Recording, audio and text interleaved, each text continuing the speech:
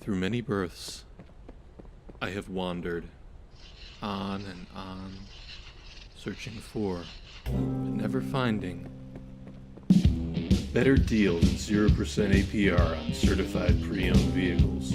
For trucks tougher than a drunk Marine, come to Mike's Pre-Owned, where we do the things that get things done.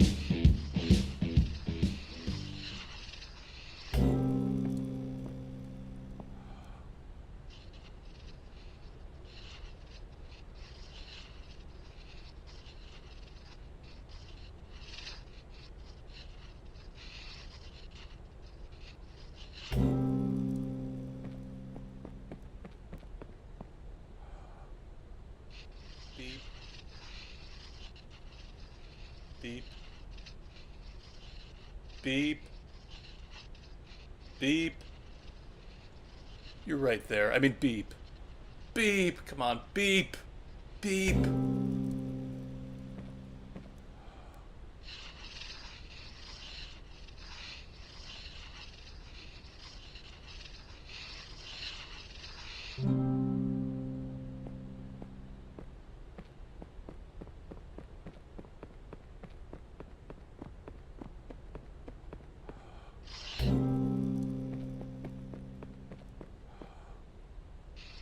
Kubla Khan received an ornate letter signed by Marco Polo.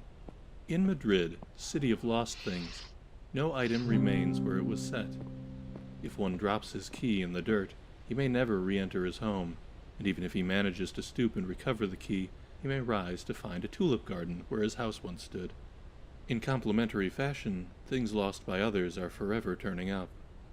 A pocket watch on a coffee table, a fond memory in your recollection. I even know of a prince who turned up in a prison cell. When he appealed to the guards for his release, he failed to find the crown on his head, and when he was asked his name, he searched his thoughts, but could not find it. Indeed, the only hope now for the release of this prince of Spain is for you to send back 300 ducats for his release. Of course, he will reward you handsomely once he is out. Yours truly, Marco. Kubla Khan cocked an eyebrow and declared before his court, "Hey everyone, looks like we're about to get ripped off by the guy who traded gold for paper." The court erupted in booming laughter. Italo Calvino, Invisible Cities 2, this time it's visible.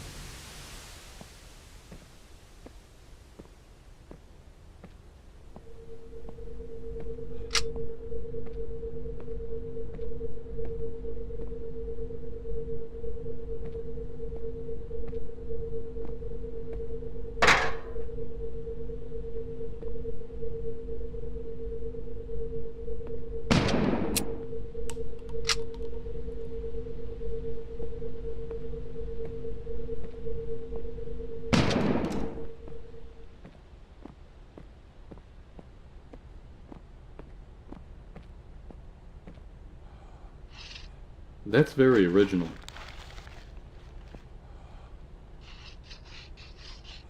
No, try putting some more loops on it. It just needs more red, I think.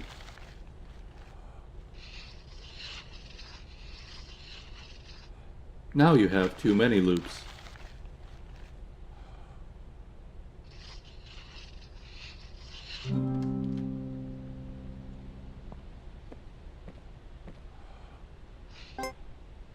Imagine gravity is fractal, because light is just a wave and gravity is just a wave.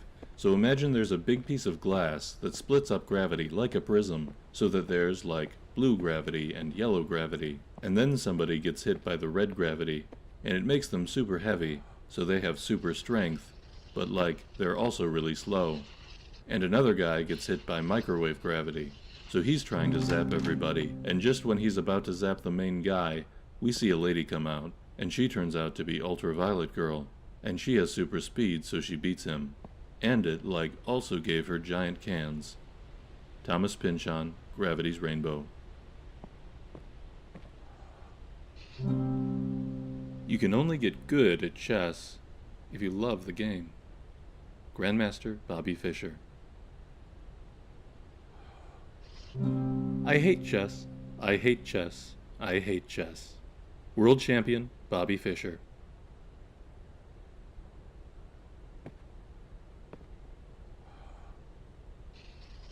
Not only is the novice unable to perceive the board as the master does, but the master cannot perceive the board as the novice does. A master cannot see the bishop on e3 as a chunk of dead wood, any more than you can look at your best friend's face and see a meaningless matrix of colors and shapes. The master once saw the board like this, but now there is no going back. International Master Stuart Rachels, The Reviled Art.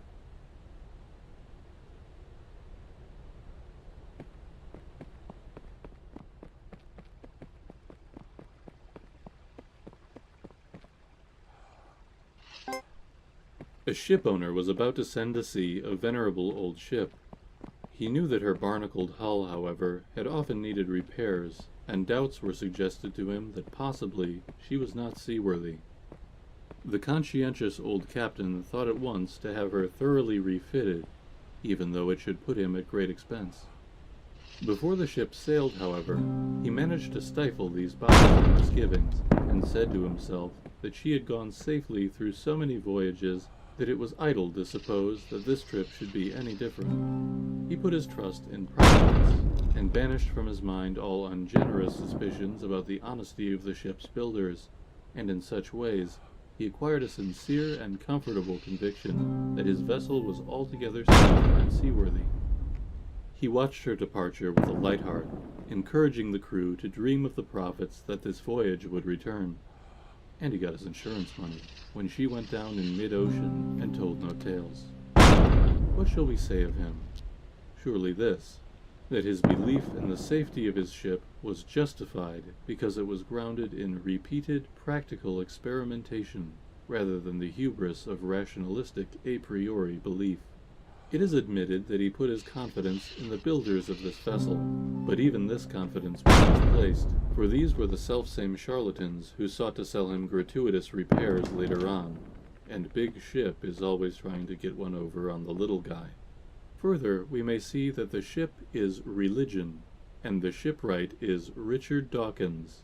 The crewmates are empiricism, and the barnacles are Neoplatonism. And the captain of that ship was Albert Einstein. What the hell was I talking about?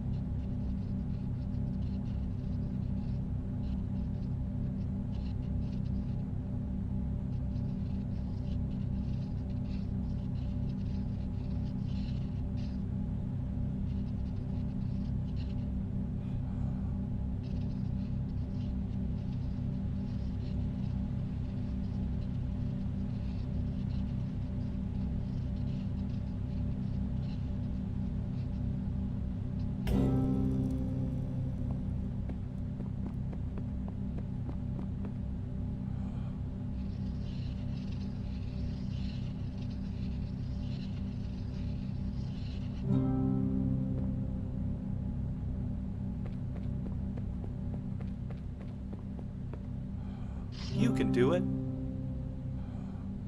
I believe in you. This is all you. Yeah, keep trying. Yeah, there's a trick to it, but you've got it. Yeah, maybe you can't do it. Maybe you're weak. Maybe you're stupid. You should be embarrassed, but you keep crawling back like a mewling calf at my chafing teat. Pathetic.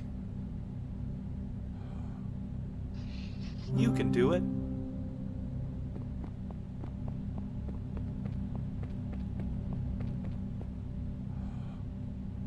Go on, kid.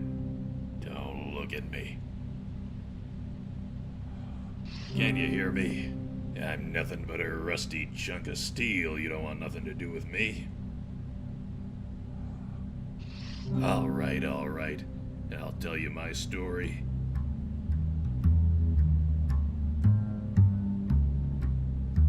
It was June the 8th, 1947, gray morning, slightly foggy. I had my own practice then, and I was living higher than a cosmonaut on a stepladder. My hints were subtle too, real subtle. Back then, they said good old hint button. His hints could steal the tail off a weasel. Then they tossed me in the can. Know what, know why, know how. Those were the mean times, when all the common sense in the world won't make a nickel to buy you a black coffee. I used rope to tie my pants and pants to tie my shoes. I made do the way a man does, till one day, after stealing the socks off a fireplace, I caught my own look in a puddle of bootleg rye and realized I had to do what I'd never done before. I gave myself a hint. So that's me. I was nothing but a downtown crumb who dreamed of being a whole sandwich. Now I'm just another sloppy Joe. Come back when you got something. Come back when you got a good one. I'll tell you this, when life hauls off and hits me square in the speaker, I don't get mad and I don't give up. Over many nights of thinking hard and drinking hard, up till the morning lighting one cup of Joe with the smoldering butt of the last slug of rum, this is what I learned. When you're up against the impossible and there's no getting through it, you might just have to go around it. Get a look at the back of the box, if you get me. Read the nutrition facts, if and you follow. This castle's rotten, from start to end. Red is the color of passion, kid, and you don't let passions mix. Like the curves on the waist of a first-class dame and the curves on a bathtub of second-class hooch. If you let two of those curves touch, kid, then God's gotta help you, 'cause I'll be counting teeth in the trunk of a Chrysler. Just keep on practicing. Remember, kid, practice is doing the same thing over and over and expecting different results. That's coming from Einstein, too, so listen sharp. Come back when you got a good one. I'll tell you this, when life hauls off and hits me square in the speaker, I don't get mad and I don't give up. Over many nights of thinking hard and drinking hard, up till the morning lighting one cup of Joe with the smoldering butt of the last slug of rum, this is what I learned. When you're up against the impossible and there's no getting through it, you might just have to go around it. Get a look at the back of the box, if you get me. Read the nutrition facts, if and you follow.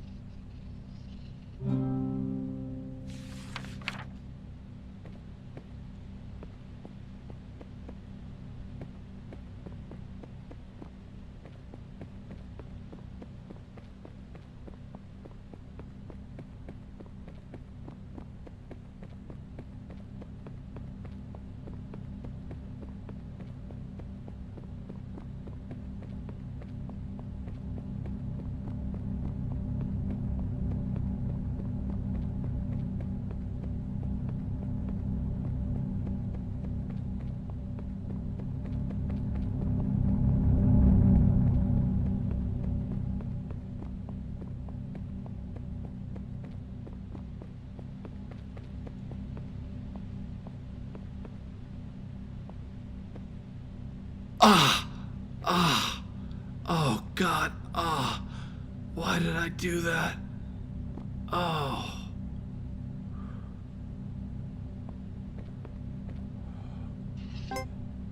The notion of two realities is uncomfortable, and in recent decades a genuine effort has been made to find the link between quantum and classical, so that we can have a single reality whose laws and rules are united at some deeper level.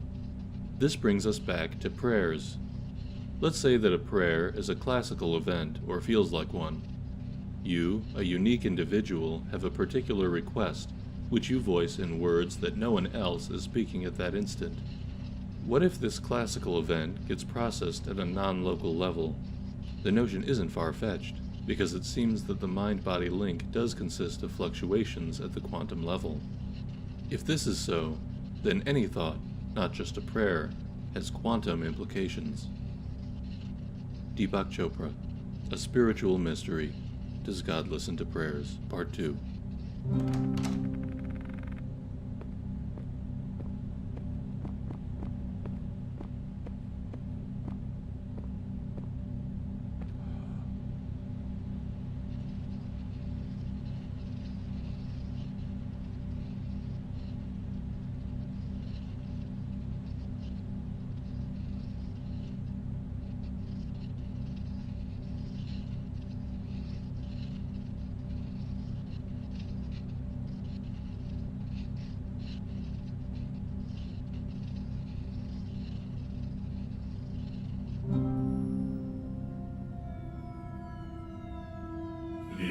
The obelisk of knowledge.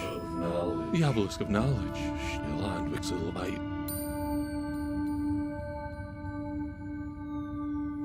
The stones. What's the stones of reflection? Oh wait, it's a giant cow.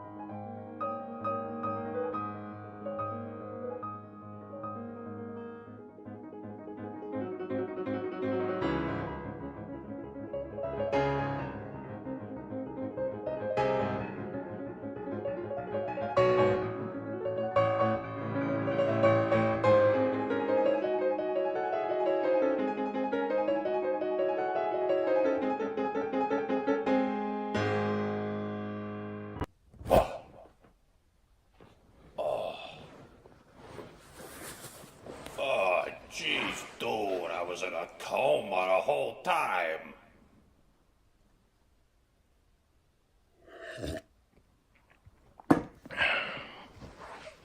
Whoever did this has gotta be some kind of whiz with the computers.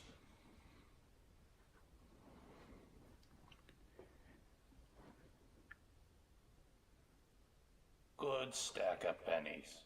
I would never hurt you.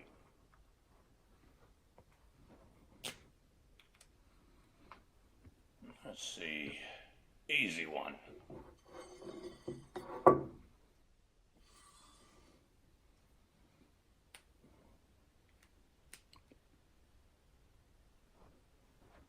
How's this?